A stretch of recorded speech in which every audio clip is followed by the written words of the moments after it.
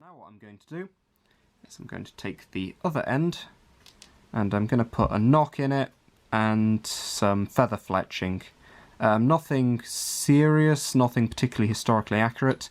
I would try, but I can't get my hands on the things I'd need. Traditional medieval arrows would use very long quill feathers from the sort of tail feathers of things like say swans and geese, that sort of thing.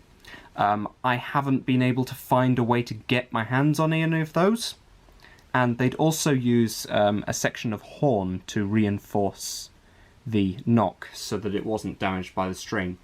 I'm just going to cut a knock and stick the best feathers I can find on it. The first thing I'm going to do to the arrow is I'm going to start cutting the knock onto this end. So what I want to do is I want to work out which way the string's going. So the string will naturally be going down perpendicular to that. So if I look along the shaft, I realise that my knock needs to be cut about here. I'll make a little mark and then I'll show you what I mean. You can see on the end there is my arrowhead, like that. And you see the groove matches up with what the vertical of the arrowhead is. Then I just want to cut in there, maybe file it a bit, and just generally work it so that that's big enough size to put a string into. Then I'll get some sandpaper and just round the edge off a bit. So to make the fletchings, I'm going to have 3 feathers and a little bit of thread. So what I'm going to do is I'm going to pick the side I want. I probably want the side with the nice big thick layer of feather. Then I'm going to cut off the feather from the other side with care.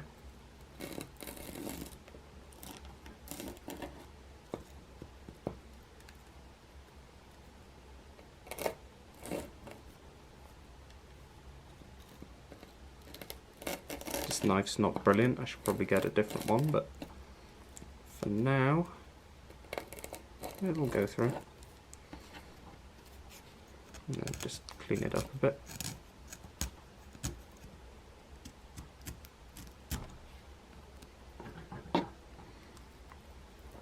So what I want to do is I want to remove that side.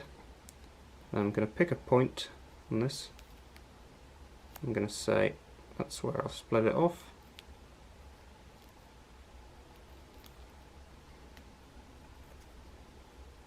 Yep. Put that down and then cut back towards this. Pick a bit on the other end, say about here.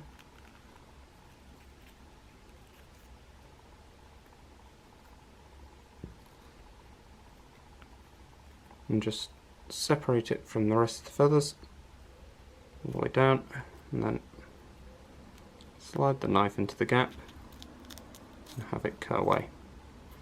So now in the middle I've got a nice bit that I can use for my fletching, and I'm going to cut away the rest of it and do that with the other feathers. One thing I find that does help if you're having trouble cutting it out is get the side you want, and over that side lay a ruler straight along the middle. Put that down, and then just you're able to much more easily run your blade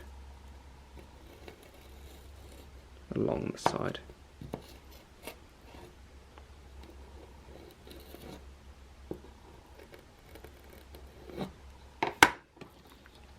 Which makes it a whole lot easier to get the feathers nice and neat. After you've got all of your feathers cut out and to approximately the same length, what you want to do is make it into a nice triangular shape, not just the regular feather shape. So what you're going to do for that is you're going to get this as best as you can, and lay down the ruler preferably covering the side of the feather you want to keep, although this can be a pain because you want this to be laying down directly onto the thing, and put it down at an angle. There you'll have the feather you want. Press it down hard as you can, and then on the other side just make a cut along the edge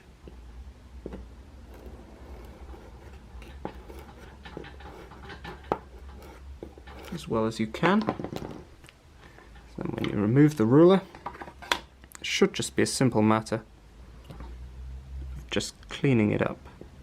The way I like to clean it up is I like to get the feather, lay it over the edge, and then just put my knife in the place I want to make the cut, and then press down. So that gives a very nice line. So wherever I've got just a little bit of irregularities, just gonna lay down the knife, cut that straight,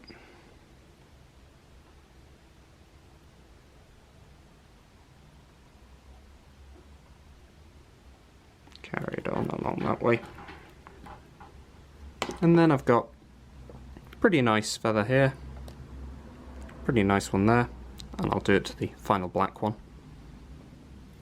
and then we will fix them to the arrow.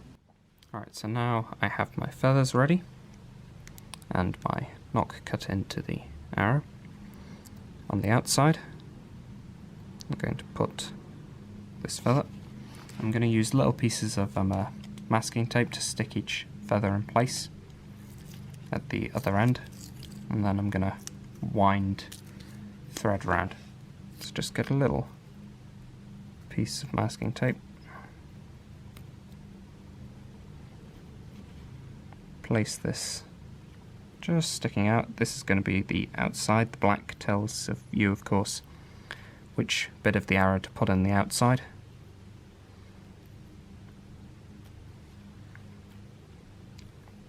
And then on the other side with the black facing down, get the other two feathers. Doesn't need to be perfect, you can adjust it a little bit once they're down, but just get that and stick it on you. That wants to be just a little bit further around. It's quite a fiddly process, this, so expect it to take a while and take your time, because whilst they can be moved a little bit after they've been put in place, it is a bit of a faff. I mean, more so than this is.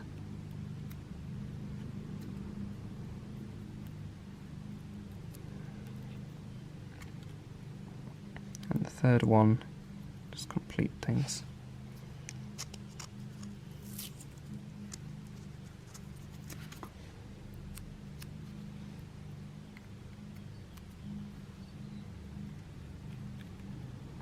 Go here.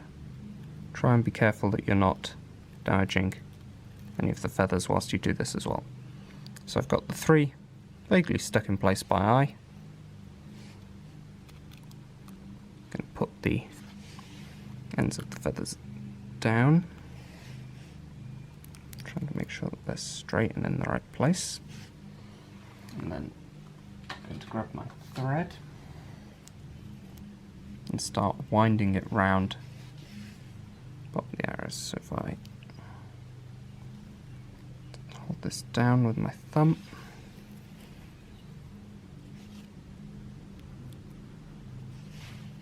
make sure you're going over the initial thread, because that way you don't have to tie any knots.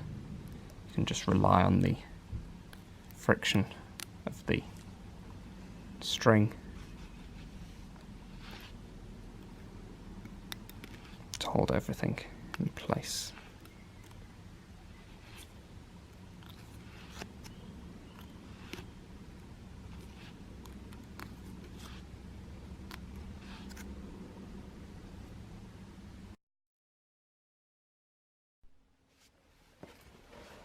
Once you've got a nice wrap around there, check that all of your feathers are pretty much in the right space. They want to be each about a third round, and then start slowly winding round up the arrow. So what you want to do is you want to go round a little bit, work out the next section. You want to go up, and sort of just carefully, because I've got the arrowhead on the end, it's being a bit finicky. Just split the feather, go through, make sure it's pretty much in the right place. Go around a bit more, realign, open up, then a bit more, and open up further. And before you get too close to the end, you want to remove your masking tape. So I'm going to do that now.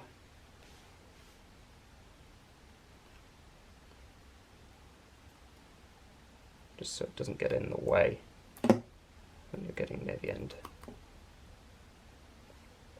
As soon as you remove it, the feathers will be a lot more free to move though, so be careful to make sure that you're getting them in the right place when you're wrapping. This is a very tricky step, so take your time, don't be afraid to get it wrong once or twice. Start again. What you're really trying to do here is be as gentle as possible to the fletching feathers so that you're not having to reorganize them.